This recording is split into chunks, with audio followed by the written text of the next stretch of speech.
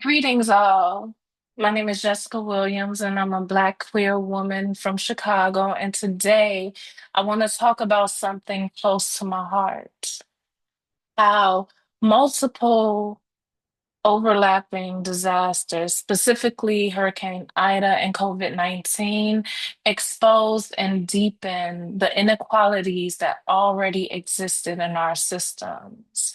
This paper is titled At the Margins of Recovery because that's where so many Black LGBTQIA plus and disabled folks find themselves, not just during a crisis, but also during a so-called recovery. So let's start with the basics. Both Hurricane Ida and COVID-19 were massive disasters, but their impact were not evenly felt. In Louisiana, Ida destroyed homes and infrastructures just as people were trying to survive a pandemic. Black communities, especially renters and low income families, bore the brunt. They had fewer evacuation options, less access to government aid, and were hit harder economically. For disabled people, this was a nightmare. Evacuation centers were often inaccessible. Emergency communications lacked ASL or plain language, and many people simply didn't survive.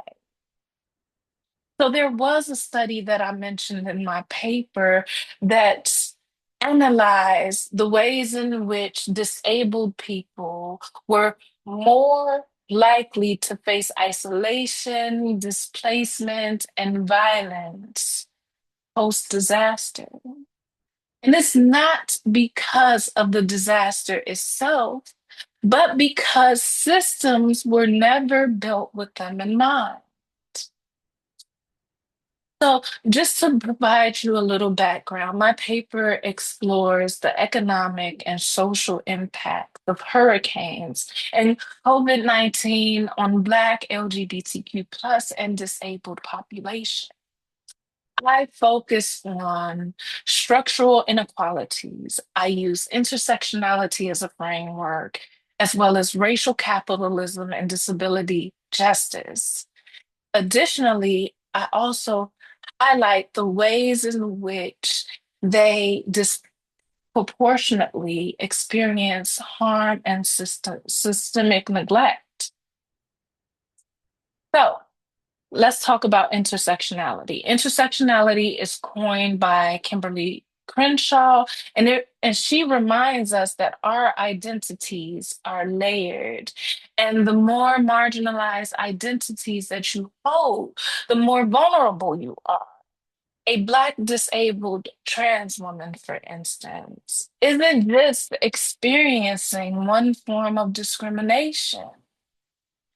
She's facing so many layers of oppression and systemic neglect. In like fashion, disability justice was developed by people such as Byrne and Sins Invalid, which I will discuss more in my paper. And these nonprofit organizations shift the focus from fixing disabled people to fixing the systems that exclude them. It centers care, interdependence, and access by asking us a crucial question, which is who gets to survive in a disaster and who doesn't? The last theoretical framework that I'll use is racial capitalism.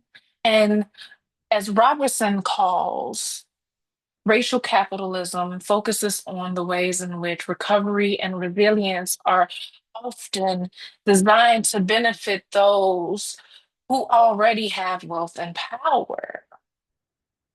We see billions in funding poured into white, wealthier areas, while Black and Brown communities are left to rebuild with mutual aid, church support, or nothing at all. So, I am going to talk about some recovery gaps. So, we saw that with Ida and COVID, that policies often fail to account for people most in need. FEMA disaster aid tends to favor homeowners, leaving renters, especially Black and Brown populations, without support.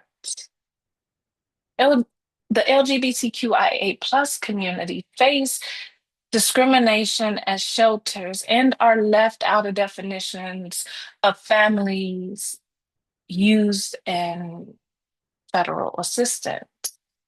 And disabled folks, they're often treated as an afterthought despite being disproportionately harmed by every disaster. Even frameworks like the National Disaster Recovery Framework talk about equity, but don't often implement it well. There's a lack of representation in planning and local knowledge. The good news is that solutions do exist, and they are often community led. Mutual aid networks stepped up during COVID and Ida when government systems failed. Black trans led mutual aid groups provided housing, food, and medicine. Green infrastructure, when done equitably, can protect at risk communities, but this means investing in people and not just property. Federal policy has to change too. Recovery funding should prioritize accessibility, racial equity, and queer protection. And public and private partnerships must include metrics that track outcomes for the most vulnerable. In this paper, I offer a plethora of recommendations. For one, the most important is to center the most affected. Recovery plans must start by asking who has been left out, and then include those people in the design process. Secondly, we must fund grassroots organizations, and we can do this by honoring and equally distributing federal and state funding. In addition, federal and state funding should support local organizations already doing the work. Those that center access, language justice, housing security, and disability rights. At the end of the day, disaster recovery can't just aim for normal, because for marginalized folks, normal is already a crisis. We need change. We need something bold. We need intersectional planning that doesn't just bounce back, but bounce forward. Thank you. Any questions or comments? Feel free to reach out to me. I am available. The email that you can reach me at is jwilliams@tulane.edu. And thank you again for offering a listening ear. Have a good day.